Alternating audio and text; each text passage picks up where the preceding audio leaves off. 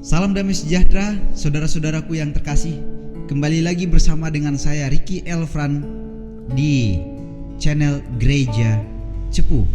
Saat ini kita tetap akan mempelajari firman Tuhan, dan dari gereja kami akan tetap membagikan firman Tuhan dari pagi dan sore hari. Jadi pastikan saudara-saudara tetap mengikuti kami, sehingga saudara dan saudari tetap diberkati oleh firman Tuhan yang kami bagikan. Judul firman Tuhan yang saya bagikan adalah Tuhan menolak engkau.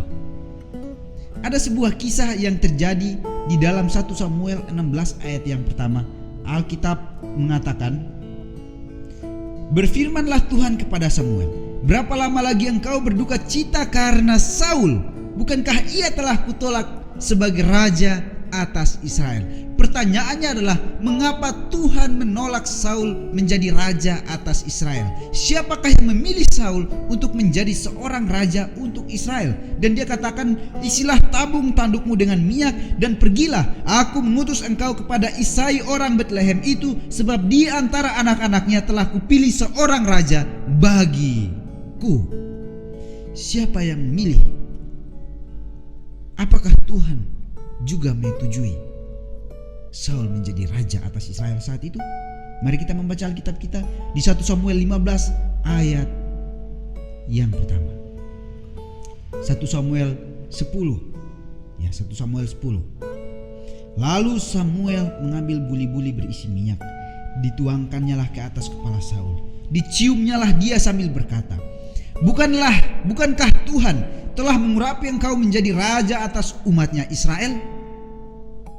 Engkau akan memegang tampuk pemerintahan atas umat Tuhan, dan engkau akan menyelamatkannya dari tangan musuh-musuh di sekitarnya. Inilah tandanya bagimu bahwa Tuhan telah mengurapi engkau menjadi raja atas miliknya sendiri. Tuhan memilih siapa? Tuhan memilih Saul.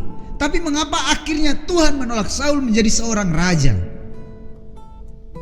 Kesempatan yang diberikan kepada Saul akhirnya diambil kembali oleh Tuhan. Kira-kira apa yang membuat Tuhan menolak Saul? Kata Samuel kepada Saul, "Aku telah diutus oleh Tuhan untuk mengurapi engkau menjadi raja atas Israel, umatnya. Oleh sebab itu dengarkanlah bunyi firman Tuhan." Itu perintah Tuhan saat Saul dipilih menjadi raja.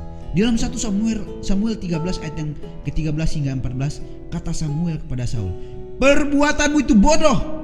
Engkau tidak mengikuti perintah Tuhan Allahmu yang diperintahkannya kepadamu. Sebab sedianya Tuhan mengokohkan kerajaanmu atas orang Israel untuk selama-lamanya.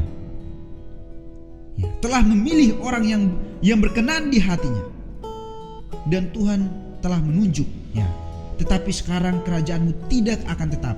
Tuhan telah memilih seorang yang berkenan di hatinya." Saudara-saudaraku, kenapa kerajaan Saul tidak tetap lagi? Oleh karena dia tidak mendengarkan panggilan Tuhan. Percayakah saudara bahwa kita ini dipanggil menjadi anak-anak raja? Percayakah saudara bahwa kita ini dipanggil untuk menjadi pemimpin-pemimpin kerajaan sorga suatu saat nanti? Kita akan berada di sorga bersama-sama. Namun panggilan itu bisa saja tidak akan menjadi bagian kita ketika kita tidak mendengarkan apa yang Tuhan perintahkan kepada kita. Panggilan ini bisa tidak menjadi bagian kita ketika kita tidak mau melakukan apa yang Tuhan inginkan agar kita lakukan. Dan ini jelas terjadi, saudara-saudara. Ini akan menjadi peringatan kita. Pikirkanlah semuanya dan lakukanlah yang terbaik seperti apa yang Tuhan maksudkan